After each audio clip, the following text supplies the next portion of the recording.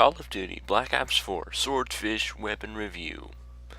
Anyway, the Swordfish is a pretty interesting assault rifle. It's one of those weapons that is pretty decent in the regular actual multiplayer game, but in Blackout is not that great. Like, some people run it, it's not my favorite. It's all I can say. But one thing I can tell you is the hard stats of this weapon in multiplayer. In Blackout, it's changed a little bit. It has more range, and also the drop-off, it's a little bit different. But the craziest thing about this weapon in Blackout is the fact that the bullets kind of spread out a little. And that's basically for every burst type weapon in Blackout. The bullets kind of spread a little, making it almost like you hit 2 shots at long range, but miss the rest.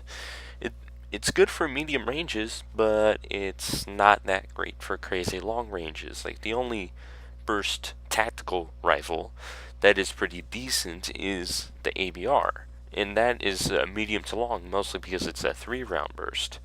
But this is the Swordfish. It's a 4-round burst, and overall it has a pretty low fire rate, and also has, let's just say, a little bit of shot delay between each burst, so you're going to have to get used to that. And as well as the damage is not the best. You can get a 2 burst most times, but more often than not, you're going to get a 3 burst.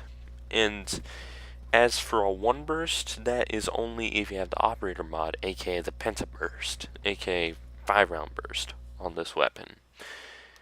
And other than that, I'd say the damage is pretty decent. Like I said, it's not that great compared to the other tactical rifles, especially the auger, since it's a semi-auto.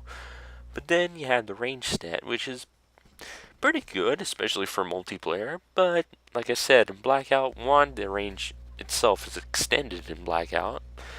But overall, the actual drop-off is pretty similar to any other assault rifle, especially those with 5.56. But anyway, other than that, you have the recoil, which I'd say is very good for a burst rifle. Like, it barely moves at all when you have a red dot sight on this weapon in multiplayer. But it can get pretty jumpy and whatnot if you have like a 4 times or a 3 times scope in Blackout. Like, that's one of the main problems with the burst rifles in Blackout.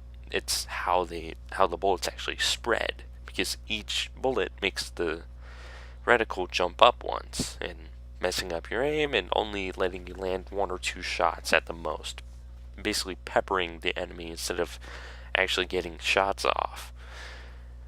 And, well, let's just say this weapon has a pretty decent magazine.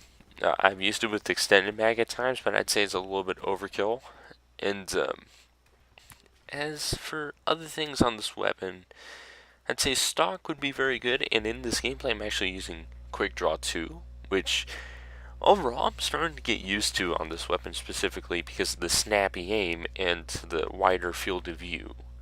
And basically makes it so the red dot sight does nothing when it comes to zoom other than clear up the sights on this weapon, because if you're not using any sights on this weapon, you get the default scope thing, which is basically like a scope embedded into the rail of this weapon, which, okay, it's decent. The reticle's kind of not my thing, but one thing I can tell you is that you can run it with that, although I prefer the red dot a lot more. And as for other recoil stuff, it doesn't really have a foregrip on there, so if you have trouble with the recoil for some reason, I'd say get the 2 times / the recon sight, because that sight does decrease the actual recoil on this weapon, like it does on any weapon, even SMGs. So I'd say that is a good one to run on those type of weapons. But anyway, overall, this weapon is pretty good in multiplayer, but I would not pick it up in Blackout at all. But anyway, I'll see you guys later in another video, and hopefully you like this one. I'll see you guys later.